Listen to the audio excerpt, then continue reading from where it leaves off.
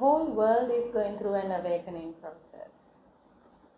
Majority of the mankind is going through a real tangible awakening experience. And at present times we are experiencing this even more intensely. If in case you have been wondering what's happening in this world, all what I am saying is that we are going through a self-corrective process in existence. And awakening is part of the deal when we sign the contract to come to human form. Human existence is that existence that helps you to come to that middle ground, or the balancing point, or the 0 point I call it, where you balance both material and the spiritual dimensions, and there's no more struggle to be in one over the other. You overcome duality. But human existence is also where you find that draining and struggling and battlefield between the duality, the good and the bad, the dark and the light, the right and the wrong. So I'm speaking to those seekers who are aware that they are going through the awakening process. The truth seekers, the ones who are deliberately working towards enlightenment, nirvana, liberation, self-actualization. I am speaking to those of you who are genuinely and deliberately, intently working towards this big achievement called enlightenment. So, with my experience, this is what I've noticed about the whole journey. If you like to see it as a journey, like a pilgrimage, right? It's partly a journey because we are living in this time-space reality where we see a beginning, middle, and an end, like a linear path. In an existence, in a reality like that, things sounds and seems like a journey with a beginning and a middle and an end. However, on one hand, it is not linear at all. It's a multidimensional, continuous expansion of self-realization.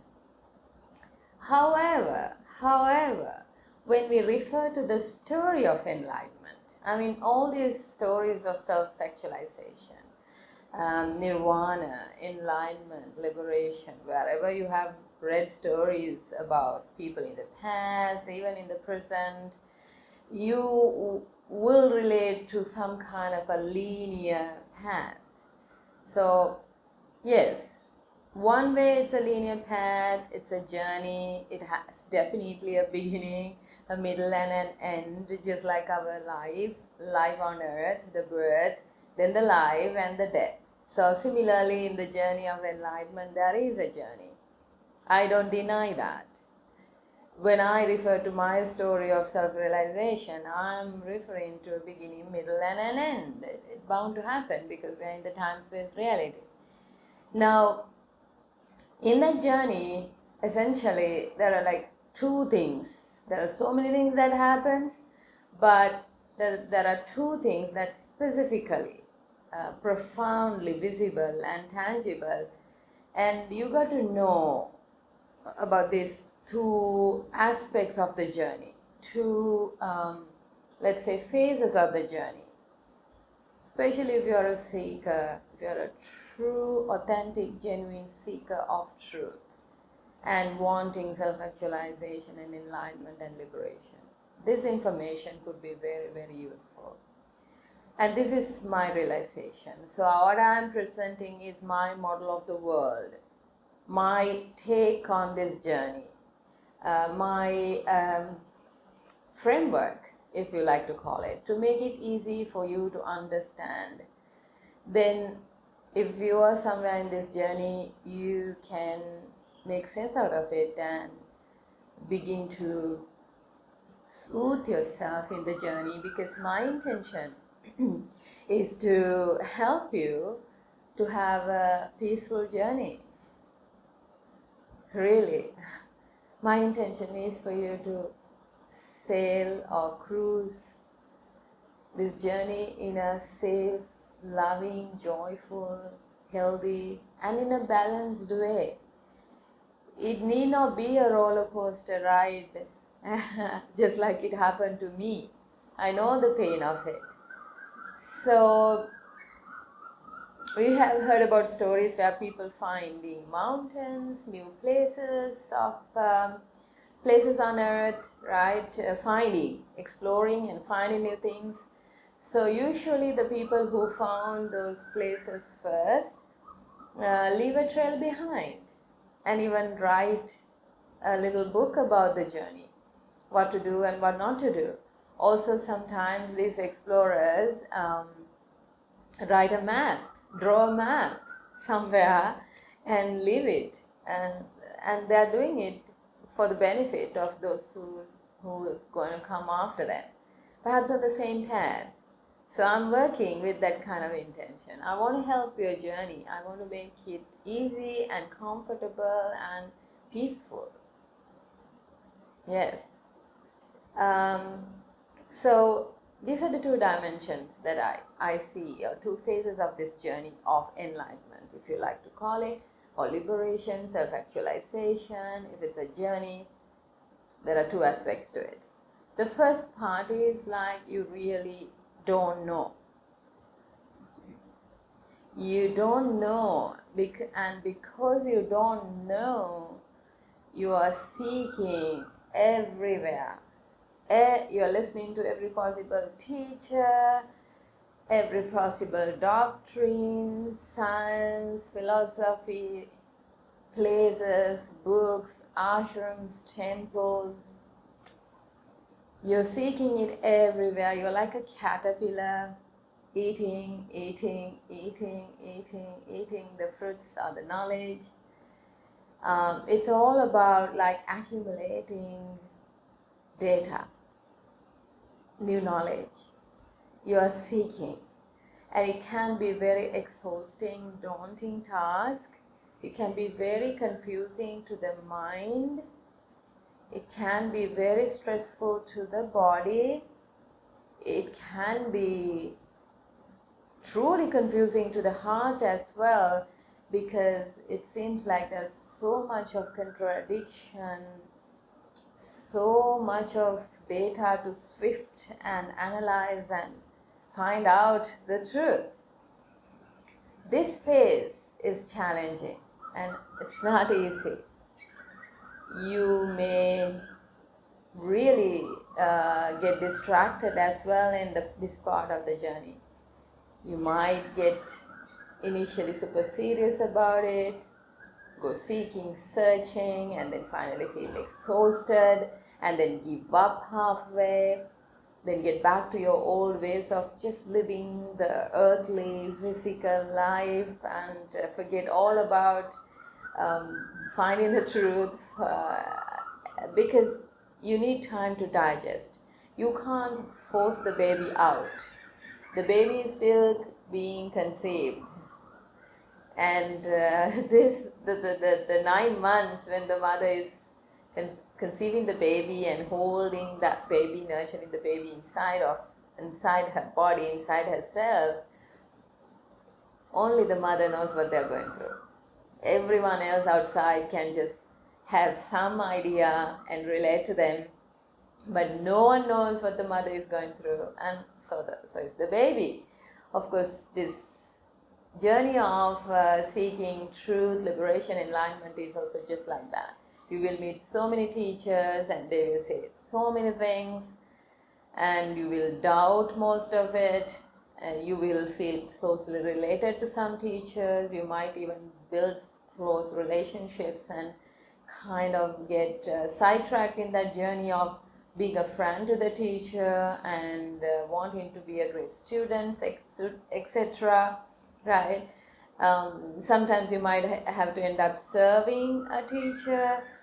We hear a lot of stories, and especially, let's say, someone's following these teachers from India or from Sri Lanka. You hear these stories of people going to temples or ashrams and then following the teacher, building a close relationship, living in an ashram or a temple for a long number of years, and under the guidance and the supervision or the custodian of a teacher, but the truth is not realized yet.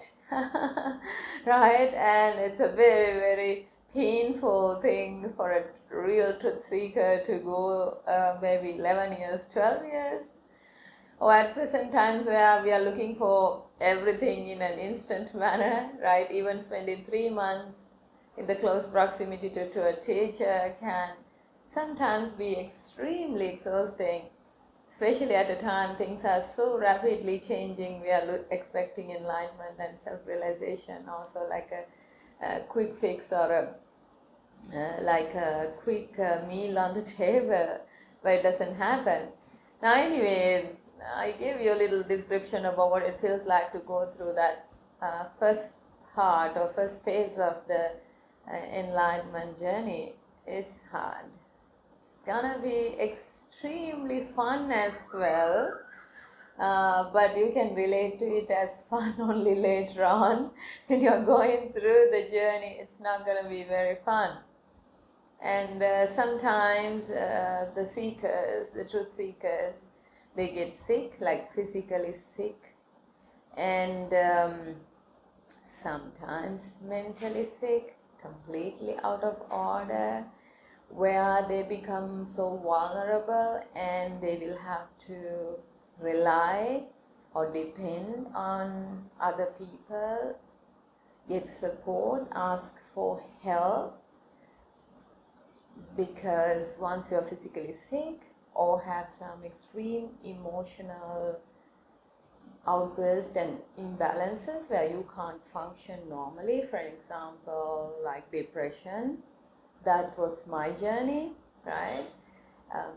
You will have to depend on other people for some support, some emotional support, sometimes financial support, sometimes to some people to help you to physically overcome the condition.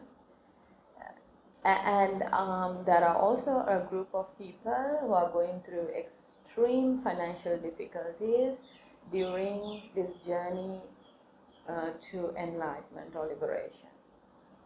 So my observation about the true truth seekers is that all of us, we are going to have one way or the other one specific difficulty in this journey. For me, it was getting sick. Like I was physically sick and I experienced death. I came close to death more than 3 times.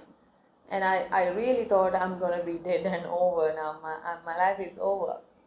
And it was never a fearful experience for me, however, but it was a very painful experience. Strangely enough, I was expecting death.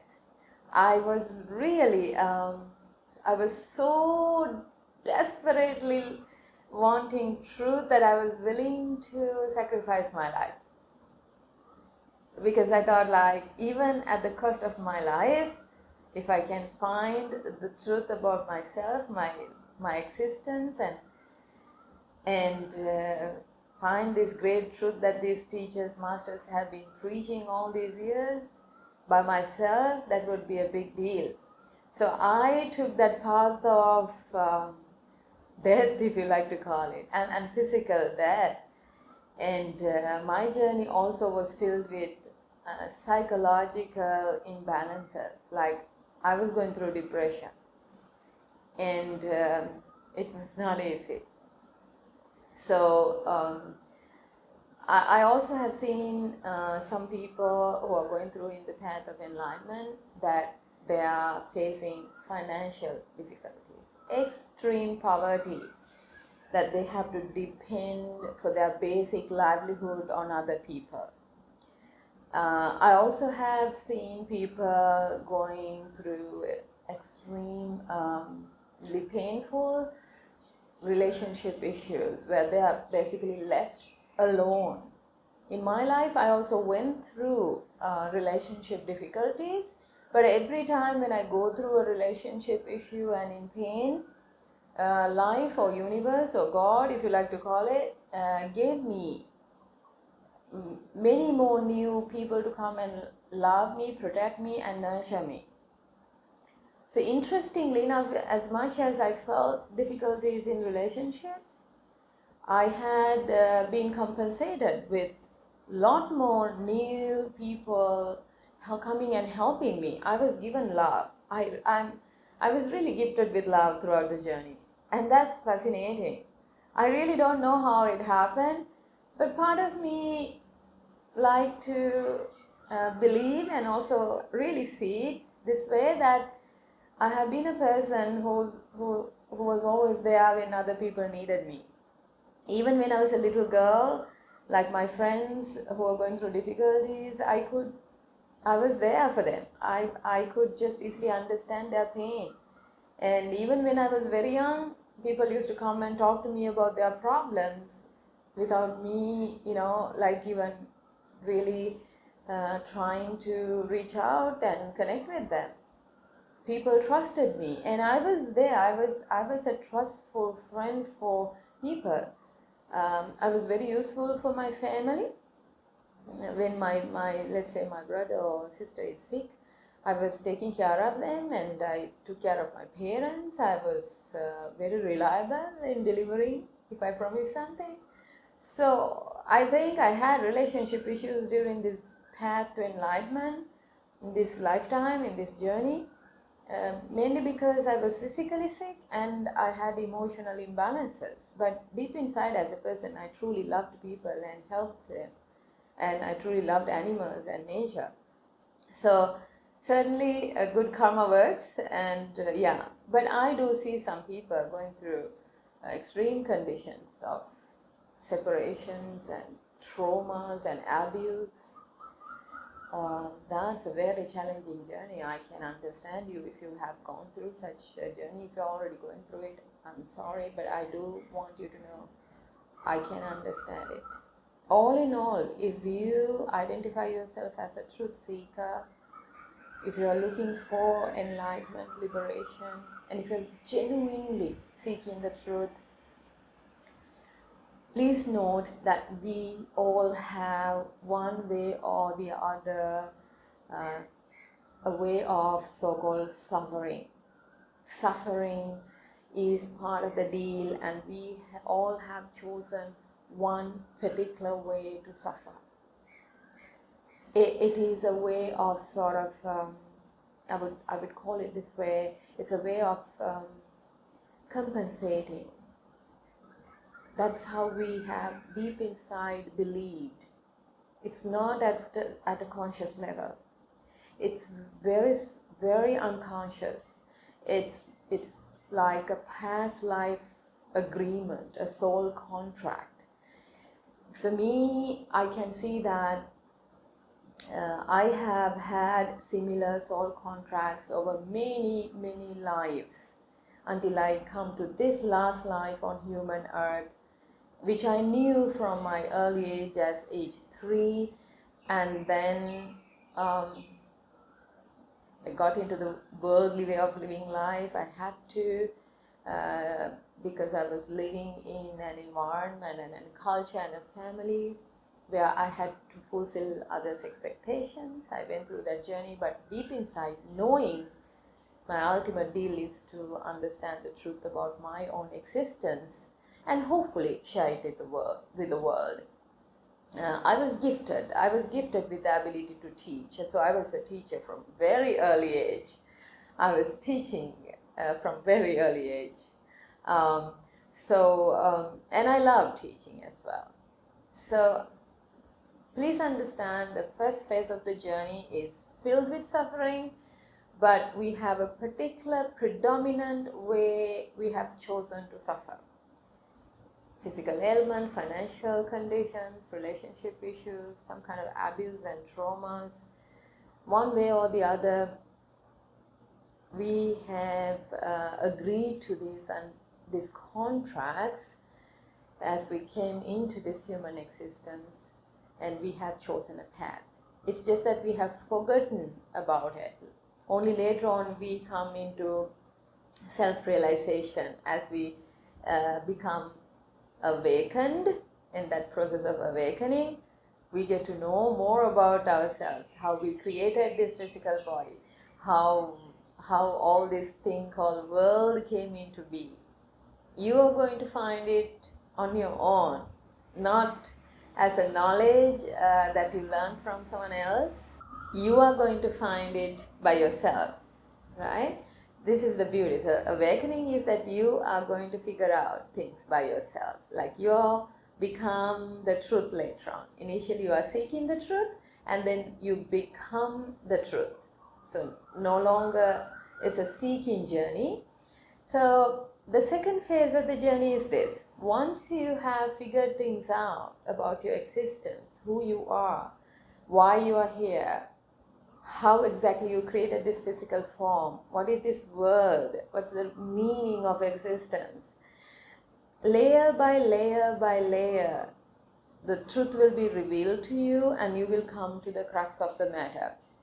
Now please understand, as it's said in Tao Te Ching, the Tao that can be explained is not the real Tao. So please understand, even in this effort that I'm taking to communicate something to you, it's not the final thing. I'm just sharing my story, because the infinite, once made finite through our language, it's never the same truth, but it's a reference point. These words are only guiding. These are not conclusive, because the conclusion is to be dawned within you, to be awakened to you, to be realized by you.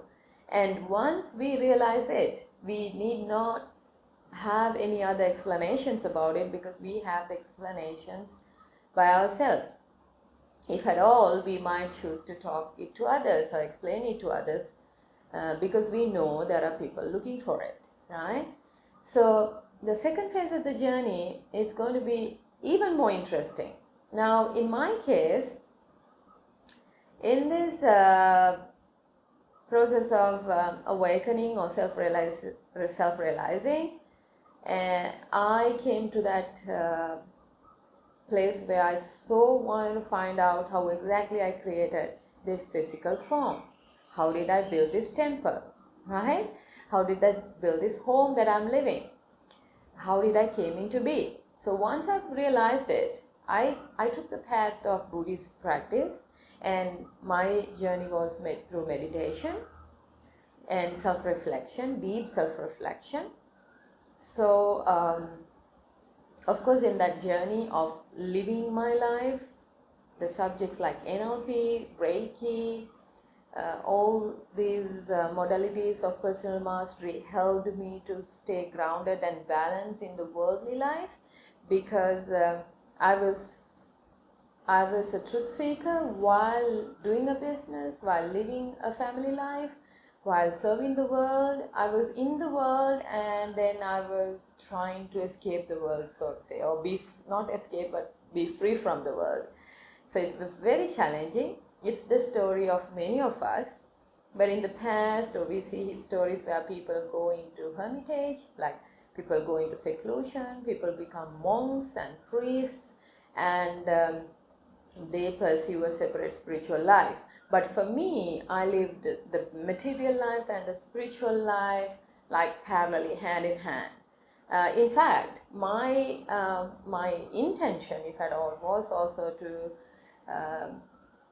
my goal was to realize it while being in the mundane worldly life, while doing all the worldly things, and to realize it and to tell the world, look, it's possible for you to do it while living a lay life. You don't necessarily have to become a monk or a priest or go into a wild, like a sort of wild, as in a forest resort or a ashram, and seclude yourself to find truth. You can do it while doing your job, while being in normal relationships.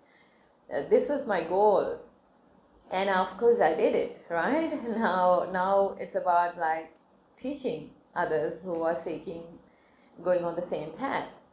So the second phase of the journey, in my case, I thought I will not live. Like for me, I was left with the choice of like consciously dying, and I was dying. I was leaving the body. My consciousness was leaving the body, and I came to that place where I'm about to depart. Because for me, for my brain, for my mind, it came to that fruition. It came to that fulfillment. Like, oh yeah, I figured out what I've come to figure out. Like I've come to terms with things now. I don't have any more work here. That was the idea. But in that very moment when I was about to leave and finish my earthly life, so to say, another self-realization, something else came on my way, that I could feel the pain and the hope and the desperation and expectations of the people around me, specifically my students. Those days I used to call them disciples. And of course, let's say the whole of my country people, and of course at large the world, maybe the whole universe, right? It's a matrix, right? There are multi-dimensional beings, and everyone's wanting to realize something. So the hopes and expectations, also desperation of all these people, other beings, was felt by me. I could feel it, and I gathered all possible, let's say, power within me. I was resilient. I put all effort to come back to life.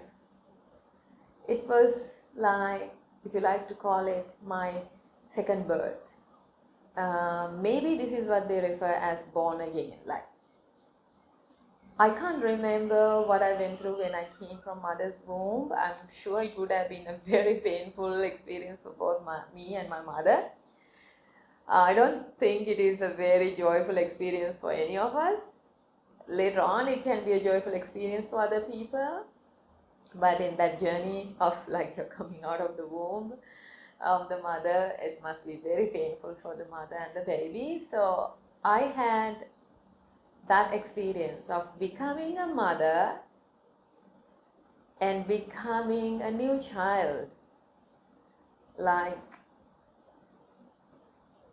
I had to rebirth myself. Let's put it that way. So I don't know what it means to give birth to a baby. Like, I don't have that experience. Although I have thousands of children or students, I don't have that experience. So I remember feeling that pain of birthing myself, because I was on the verge of like moving to the other side, and then hear me pulled into this human world. There is a force, and I like to call that force love. I really like to call that force love. True love and kindness and compassion towards these other people or beings. And somehow I bounced back to life, and that was the moment I declared a new name for myself, because I am the mother. I became the mother, and I had a rebirthing experience by myself. When you become a mother, you are also a child, because it's a new life, right? So I do notice that in the path of awakening, the first phase we discussed earlier, for some people, they can actually conclude it. They have come to the end, now they can just finish the business. They can consciously die, consciously, right? The birth was an unconscious process, living was unconscious, but then you become conscious in the path of awakening, and finally it's about consciously dying, because many people who are not awakened or not self-realized are dying unconsciously, so they are going to create yet another unconscious birth. So in my case, interestingly, I bounced back to life, and I am here to talk about the second phase. Now it has been around 4 years since my transition to the other side, but I am still living so happily and healthily, comfortably. I went through enough of other challenges, and here me to talk about the second phase, right? After you realize these things, how it's gonna be. Well, this is what I know about that second phase. The first phase about finding the truth, seeking it, then you realize something, and then you become the truth.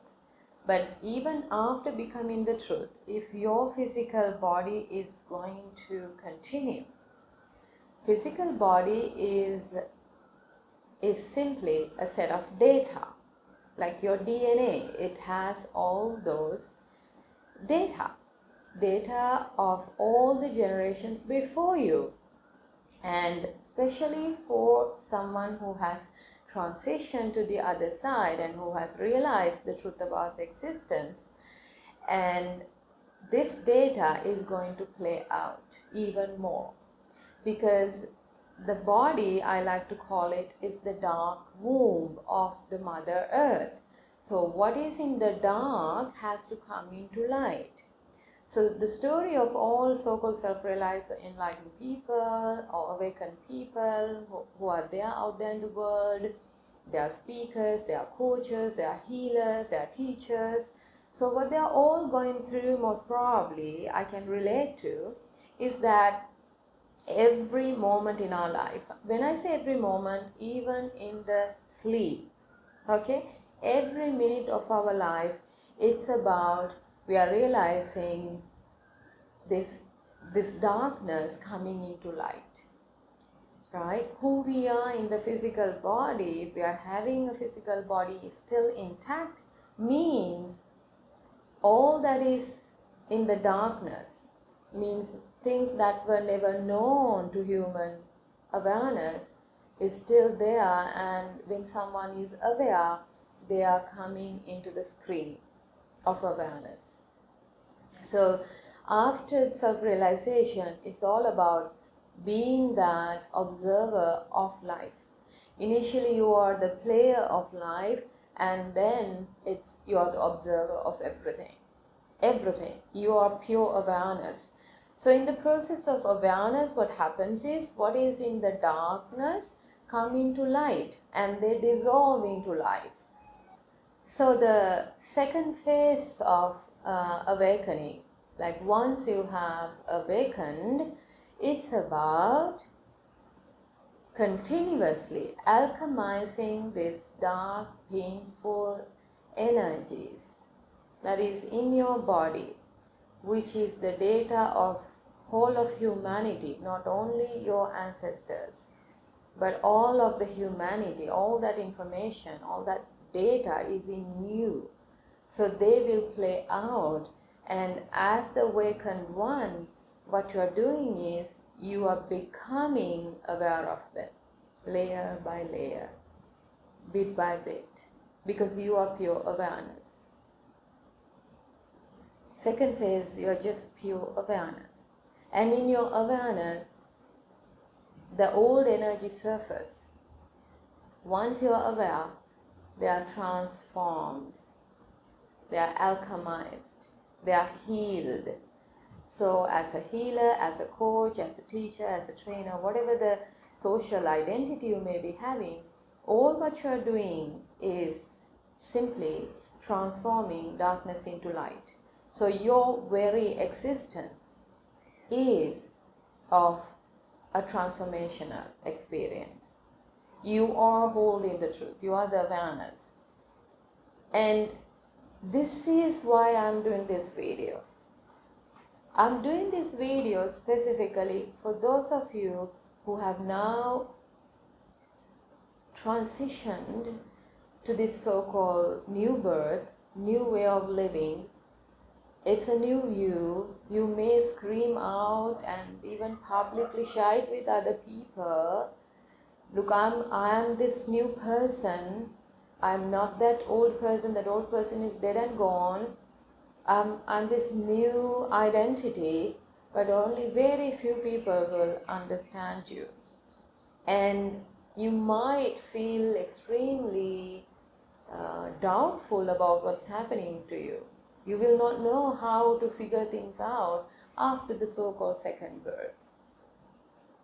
It's a new journey again, and you got to orient yourself in that journey.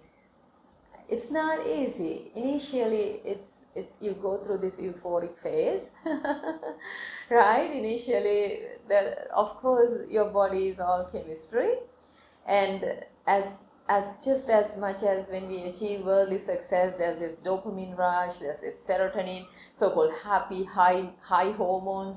So all that also work in our bodies, right? There's this sense of achievement for the physical brain and the body. And you will experience a nice, euphoric, happy, uplifting phase. However, your body is going to get sick. Other people will see you as just another human being. Hello. Of course, you're another human being. Come on, yes. But they will never see who's within. They will not understand, especially if you have friends and family and your spouse, children, loved ones. They will still treat you as the old personality. But truth is that your personality is falling apart. You know, you can't be that old person to other people. But there are all these social demands because you're living in the normal life. You might have to make your own living, right? You have to go with the world way. Just because you have sort of understood what the world is, you still have to come and play. It's like, imagine we have a giant screen and you see the whole mechanics of how this screen is created, who created, how it plays, who's behind the screen, what is the projector, where is the projector, and you will know the whole works. So once you know it, okay, so what? But the truth is that you are a character in that screenplay. So, of course, you are free to go and play it. See, this is the thing. This is the gift we receive when we go through the awakening process, right? You are free from the screen, from the projector, from the audience, from all the mechanics. You are really free. Since you are free, you can free to choose to be, to play any social role. You are really free to play any social role. You are really free. Initially, you are not free. That's why you are seeking the truth. Right? So now you are free. And you can go to the screen, play any character role, and then come out of it, take a rest. This is what I do. So, anyhow, in the second phase, however, it's going to be new, and you are like a newborn baby, exploring the world. How much ever you try to communicate to other people, unless you really have a soulmate and someone who truly gets you or going through a similar journey with you, no one will understand what you're talking about. People will think you are crazy. I tell you, people certainly will call you crazy, and they might even call you that you're having a psychological issue and you will have to consult a doctor or whatever. Right? So you got to have your cool, you have to stay balanced, you have to earth yourself, you have to live a good earthly life. You're free to live a good earthly life. You're free to eat, to dance, to earn money, to love. You're free, really free. So if you're not really free in any condition, that means you're still on the journey of awakening. It's okay, right?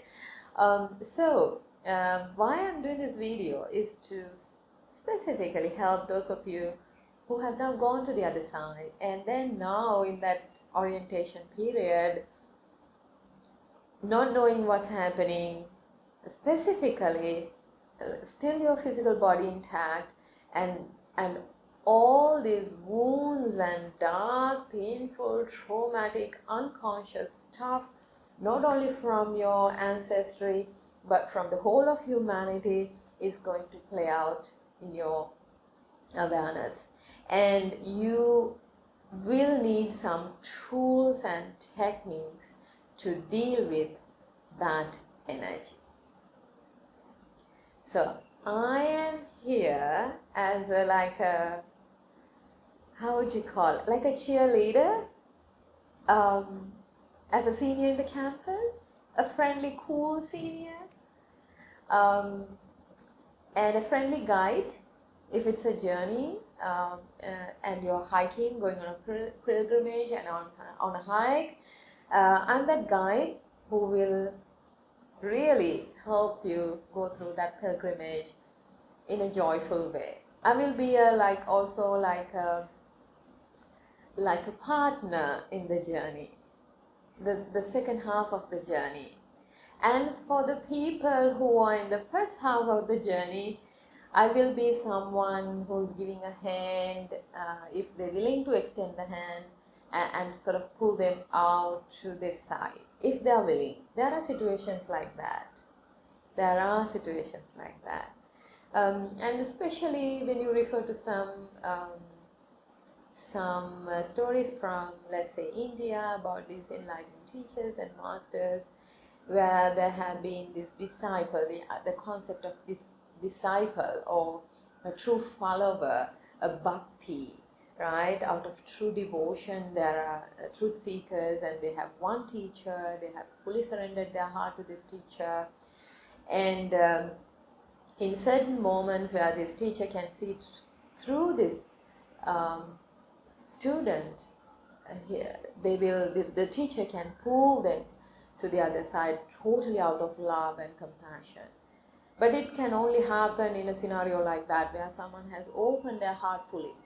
So there can be situations where the teacher, totally out of love and compassion, and also teacher seeing this, let's say, old karmic, let's say, contract and agreement, and also the purity in the heart of the student, the teacher can pull the student or the disciple or devotee to the other side. It really can happen. I am here to tell you that. But it is only possible for those who have totally opened their heart, and basically they have dedicated their whole of being to a teacher. That is their soul contract. That is their path. They have selected that bhakti path or the devotee path. But people who are high intellect cannot do this. They have to go on the Buddha path, right? They have to go on the Buddha path, as the path where you evolve your consciousness through the method of enhancing your intellect or intelligence, sharpening your intelligence. So that's a different path, and it's gonna be a different journey. But for the devotee, the one who opens their heart, it's a different journey, right? So so I would like for you to know, if you are a genuine truth seeker and a seeker of liberation, enlightenment, freedom, you have essentially these two phases of the journey that we discussed in this video, right? The first half is going to be challenging. Second half is also going to be challenging in a different way. Either way, you might want support. I reached out for support. I went and developed new skills and knowledge and understood new things. And I was becoming skillful even after the transition phase to play the game very well. So if you're seeking support that way, you can connect with me. I invite you on this interesting co-creative journey if you feel resonated with the information in this video.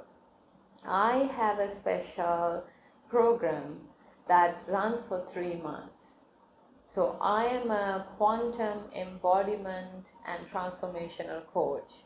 That's the identity I like to give myself when I'm playing the human, earthly experience, right? So I'm here to help you bring about that quantum energetic transformation. What do you mean by quantum? Quantum is to have like a permanent breakthrough, permanent positive shift in your life. And you will want that kind of breakthrough at the first phase of the awakening journey, or you might want that kind of breakthrough in the second phase of the journey as well. Because the first phase is that you don't know and you want to know. Second phase, you know, right? We might easily connect with each other, we will resonate with each other so easily. However, you're finding a way of putting your message across to the world. You're finding a way of finding out a new livelihood for yourself, right? Basically, you will quit your job, or you might even end your so-called intimate relationships, and you will want to figure out a new way of finding your community, your new soul family, right? You may be wanting to figure out how to deal with physical and emotional painful experiences that is surfacing through your awareness after that transition, right? So you will experience all these things, and you will need some support, someone to guide you through this journey. So I'm here to tell you that it's possible for you to receive this help, okay? And I'm here to offer that help to make that permanent positive shift, be it you are in the first phase of the awakening journey, be it afterwards.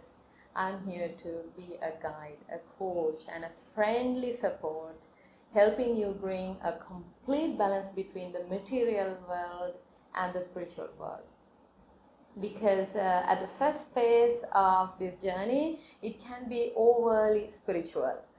And sometimes after the first phase, the second phase also, now you're struggling to be this spiritual person, but you understand it's about having that complete balance between heaven and the earth.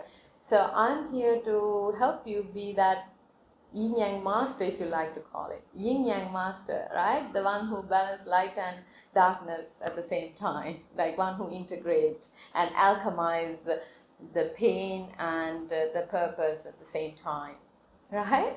So that is a 3 months special coaching program that you can sign up and go through this journey of a personal breakthrough and a transformation. I invite you to drop a message to me, write an email, right? Ask for support and show your interest in signing up for this 3 months quantum transformational coaching experience. I send you much love and blessings. JayaShri, JayaShri, JayaShri.